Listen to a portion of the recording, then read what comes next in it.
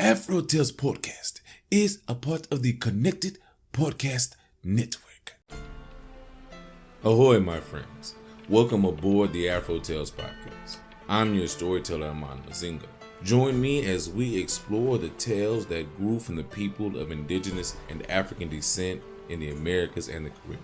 After, come and see me, chef, who will impart upon you a recipe for the story you have just heard. So with no further ado, let us set sail on this new age of exploration. Montezuma, Part 1. Chapter 1. The Talking Stone. Montezuma loved nothing more than to order great monuments that would make him famous. Beautiful things, it was true, had been commissioned by the kings who had gone before. But to Montezuma, those works were insignificant. Not splendid enough for Mexico, he would say. And as the years went by, he grew to have doubts about even the huge round stone where prisoners were sacrificed to Huitzilopochtli. I want a new one, and I want it a 4 arm wider and 2 forearms taller. So the order went out to the stonecutters to search the countryside for a boulder that could be carved into a round stone a 4 arm wider and 2 forearms taller. When the proper stone had been sighted at the place called Akoko, haulers and lifters were summoned from 6 cities and told to bring ropes and levers. Using their levers, they pried the stone from the hillside and dragged it to a level spot to be carved. As soon as it was in position, 30 stonecutters began to chisel it with their flint chisels, making it not only bigger than any round stone that had been seen before, but more unusual and beautiful. During the time that they worked, they ate only the rarest delicacies, sent by Montezuma and served by the people of Akoko. When the stone was ready to be taken to Mexico, the carvers sent word to the king, who ordered the temple priests to bring incense and a supply of quails. Arriving at the stone, the priest decorated it with paper streamers, perfumed it with the incense, and scattered molten rubber. And then they twisted the necks of the quails and scattered quail blood. There were musicians too, with conch horns and skin drums. The comedians also came so that the stone could be entertained as it traveled along. But when they tried to pull it, it would not be moved. It seemed to have grown roots, and all the ropes snapped as if they had been cotton threads. 2 more cities were ordered to send haulers. As they set to work, shouting back and forth, trussing it with fresh ropes, the stone spoke up and said, "Try what you will." The shouting stopped. "Why do you pull me? I am not about to turn over and go. I am not to be pulled where you want me to go." Quietly, the men kept working. Then pull me. I'll talk to you later. And with that, the stone slid forward, traveling easily as far as Tapitowayan. There, the haulers decided to rest for the day, while 2 stonecutters went ahead to warn Montezuma that the great stone had begun to talk. "Are you drunk?" said the king when they gave him the news. "Why come here to tell me lies?" And then he called for his storekeeper and had the 2 messengers locked up. But he sent 6 lords to find out the truth. And when they heard the stone say, "Try it what you will, I am not to be pulled," they went back to Mexico and reported to Montezuma, and the 2 prisoners were set free. In the morning, the stone spoke again. "Will you never understand? Why do you pull me? I am not to be taken to Mexico. Tell Montezuma it is no use. The time is bad, and his end is near. He has tried to make himself greater than our Lord who created the sky and earth. But pull me if you must, you poor ones. Let's go. And with that, the stone slid along until it reached Tlahcos. Again it halted, and again they sent messengers to tell Montezuma what it had said. Just before, he flew into a rage, but this time he was secretly frightened.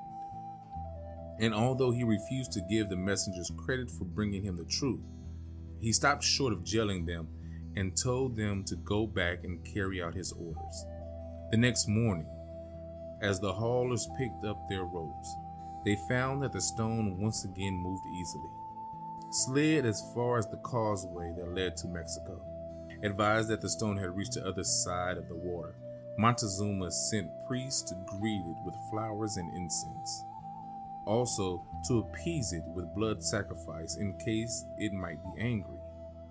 Again it started to move, but when it was halfway across the lake, it stopped and said, "Here and no further."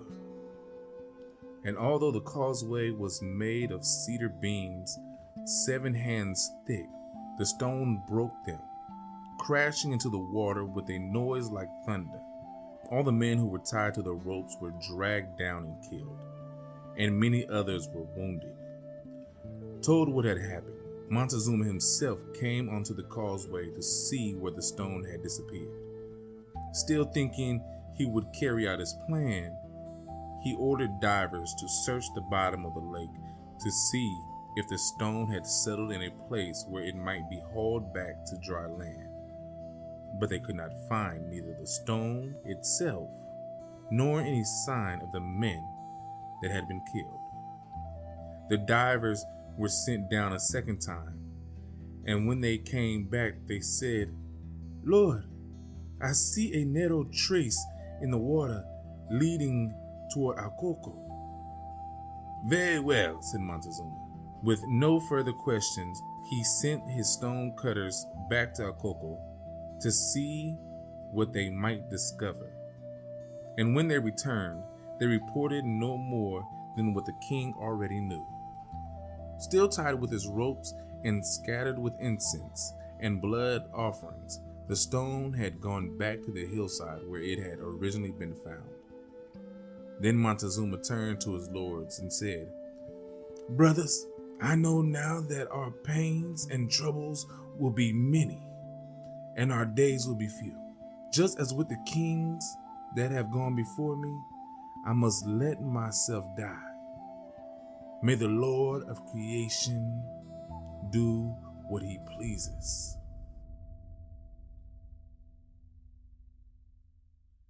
Chapter 2. Montezuma's Wound. Near to town, Cotepe, in the province of Texcoco, a poor man was digging in his garden one day when an eagle swooped out of the air, seized him up by the scalp, and carried him up toward the clouds, higher and higher, until the two of them were only a speck in the sky that quickly disappeared. Reaching a mountain peak, the man was taken into a dark cavern, where he heard the eagle say, "Lord of power, I have carried out your command, and here's the poor farmer you told me to bring." Without seeing who spoke, the man heard a voice say, "It is good. Bring him here." And without knowing who took his hand, he found himself led into a dazzling chamber, where he saw King Montezuma lying unconscious as if asleep. The man was told to sit next to the king. Flowers were put in his hand, and he was given a smoking tube filled with tobacco. "Here, take this and relax," he was told. "And look carefully at this miserable one who feels nothing. He is too drunk with pride that he closes his eyes to the world. And if you want to know how far it has carried him, hold your lighted smoking tube against his thigh, and you will see that he doesn't feel it." Afraid to touch the king, The poor farmer hesitated. "Do it," he was commanded. And he held the top tip of the tobacco against the king's thigh and saw that he felt nothing. He didn't even stir. The voice commanded, "You see how drunk he is with his own power. It is for this reason that I have brought you here.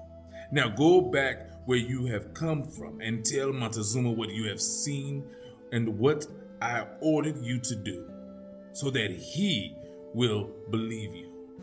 Have him show you his thigh, then point to the spot where you touched him, and he will find a burn. Tell him the Lord of creation is angry, and that because of his arrogance, his rule is about to end.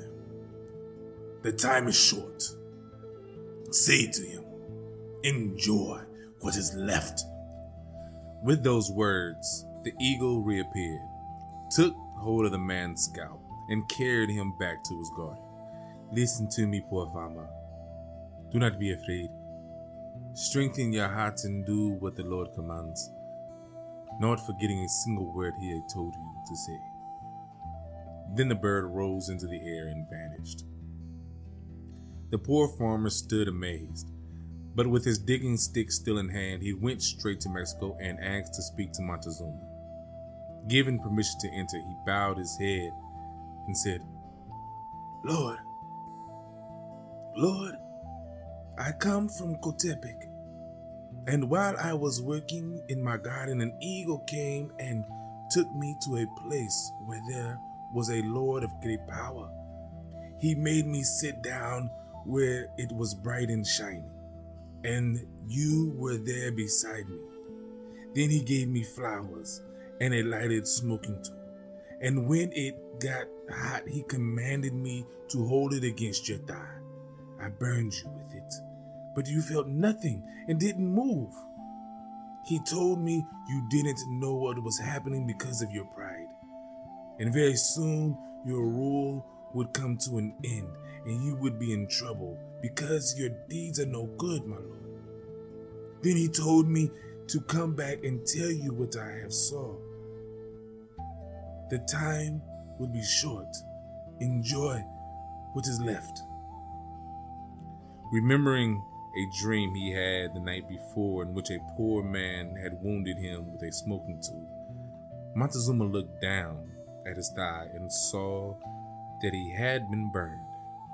Suddenly the wound was so painful that he could not touch it. Without a word to the poor farmer, he called for his storekeeper and ordered him to lock the man up and give him no food until he died of starvation. As the prisoner was being led away, the pain increased and Montezuma himself had to be taken to his bed. For 4 days he lay suffering, and only with great difficulty were his doctors able to make him well.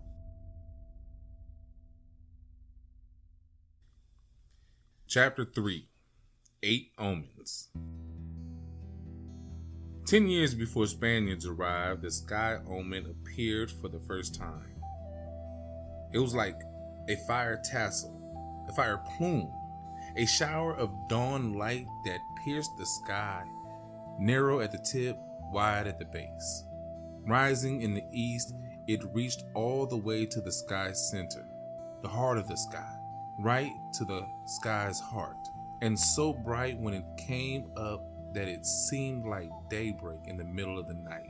Then at sunrise, it would disappear. It began in 12 house and kept coming up for a whole year. As soon as it appeared, men cried out, slapping their mouths with the palms of their hands. Everybody was afraid. Everybody wailed. There was a second omen here in Mexico. A fire broke out in the house of the devil, Huitzilopochtli, the house known as his kind of mountain in the place called Commanders. Nobody said it. It flared on its own.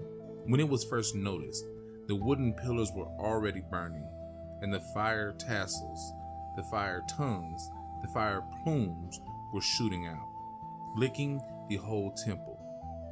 People were screaming, "Mexicans, your water jars! Run! Put it out!" But when they poured water, it just fanned the flames. And then there was a real fire. A third omen. The thatched roof temple of the fire god, the temple called Somoko, was hit by lightning.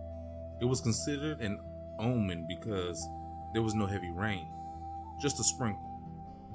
It was a heat flash for no reason. There was no thunder. A fourth omen. While there was still daylight, a comet that looked like 3 comets came across the west and fell into the east, like a long-tailed shower of sparks. With its tail stretched out far, as soon as it was seen, there was a great roar, as the people were screaming everywhere. A fifth omen. The lake boiled without any wind to make it boil. It was welled up swirling, and when it rose, it went very far, all the way to the bottoms of the houses, flooding them. Houses were crumbling. This was the big lake next to us here in Mexico. A sixth omen. Often a woman was heard. She went weeping and crying at night and cried out loud and said, "My children already were passed away." Sometimes she said, "My children, where can I take you?" The seventh omen. One day, when the water people were hunting, using their snares, they caught an ash-colored bird like a crane, and they brought it to the black chambers to show Montezuma. The sun had peaked. But it was still daylight. On the bird's head was a kind of mirror, a kind of reflecting surface, round and circular, and in it you could observe the sky and the constellation fire drill. When Montezuma saw this, he took it as a great omen, and when he looked again, he saw what seemed to be people coming into view, coming as conquerors with weapons, riding on animals. Then he called his astrologers and wise men and said, "Do you see what I see? It looks like people coming into view." But as they were about to answer him, the image disappeared and they could tell him nothing. An eighth omen. Monstrous people kept showing up with 2 heads on one body. They were taken to the black chambers of Montezuma to see, but as soon as he looked at them, they disappeared. To be continued.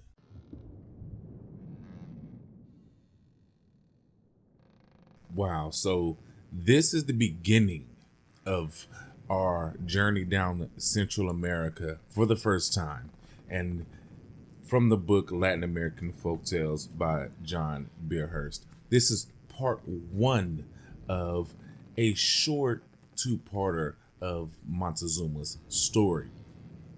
Now, many are you going to ask, why am I doing a Aztec story? And this is about an Afro-centric podcast and storyteller. Well, we have Afro-Mexicans that exist. This is their heritage as much as the other stories are. So I want to give them their heritage in this podcast. So, like I said, this is part 1 about Montezuma, and I felt it is a good place to begin because of it being the origin for a lot of Mexican and Aztec and Mayan peoples' encounter with the colonial powers that were at the head of slave trade and colonization. I must say, I had no idea, even learning about Montezuma in school, that all of this even occurred like this.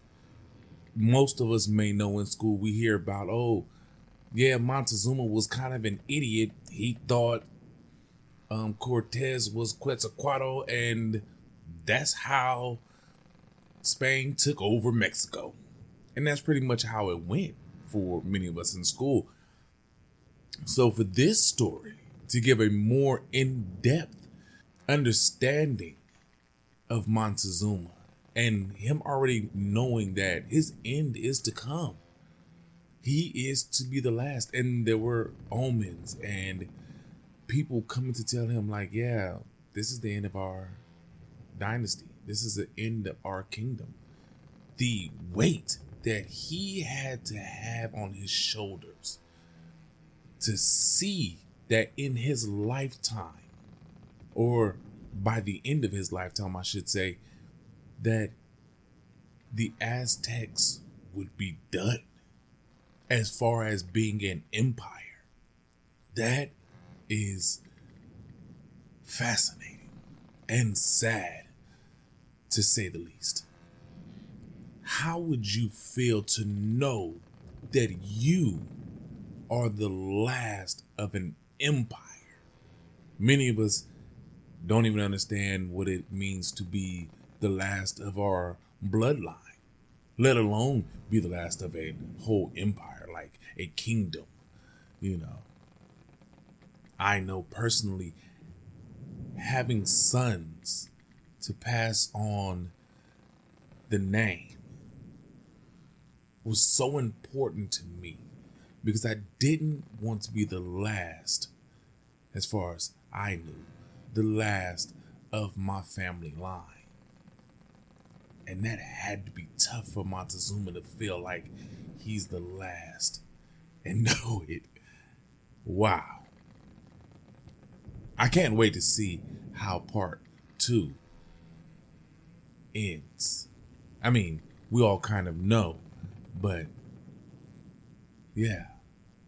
What was he thinking in those last days before he met Cortez? Well, anyway, go see Chef. He has a wonderful Aztec-inspired recipe for you. And it's interesting because this is Native American Heritage Month. Great way to start, right?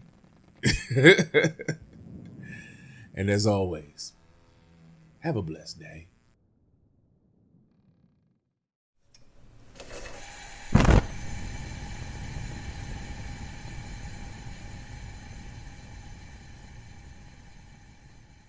Welcome, my friends, to the Galley. I am your chef, and today we have a wonderful recipe inspired by the story you have just heard. Today, we will be creating Aztec Tlahcos. Yes, just in time for Taco Tuesday. Now, what will you need for this recipe? Corn tortillas, store-bought or handmade, whichever one you prefer. 1 pound of ground turkey, 2 large tomatoes, 1 onion, 3 to 4 serrano peppers, fresh, 2 poblano chilies, fresh, 1 tablespoon of dried epazote, pinch of salt, and dried chili or chili flakes, optional. Now, how do we put this together? Easy. Core your tomatoes and peppers and peel the onion. Slice the vegetables into large pieces. Lay them flat side down on a stovetop, grill, or bare burner. With the heat turned low, turn them with the tongs occasionally until they become soft and you start to see charred black spots on the outside of the vegetables. Then you will transfer the charred veggies to a cast iron pan over medium heat. Break them up with a wooden spoon. Now, add the turkey, salt, and herbs. Continue cooking and breaking things up with the spoon until the turkey has cooked thoroughly. Next, cook your tortillas. The simplest and most Aztec way to do this is over a bare stove burner with the heat turned all the way down. Flipping the tortillas constantly with tongs until black spots start to show on both sides. just like you did with the vegetables. Each tortilla will only take about 45 seconds total to cook, so be careful not to burn them. As you can only safely cook 1 or 2 tortillas at a time in this way, wrap the cooked ones with a towel or tin foil so they stay warm. And then you put your tacos together. And that is it, my friend. Easy. Now, go do what you do. Make this recipe yours. And until I have another wonderful recipe for you, remember the story of Montezuma. And as always, enjoy.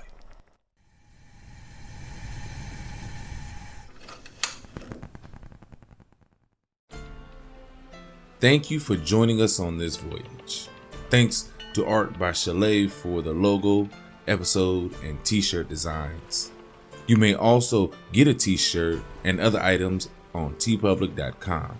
You can contact me on all socials at AfroTalesCast. That's Afro TALES cast. And email me at afrotalespodcast@yahoo.com. You may also become a benefactor by simply sharing with any and everyone, giving a thumbs up, or rating in your podcast app of choice. If you wish to donate, I am on Patreon and Ko-fi.com. That's KO-FI.com. So, until we meet again, may your winds be fair and your seas follow.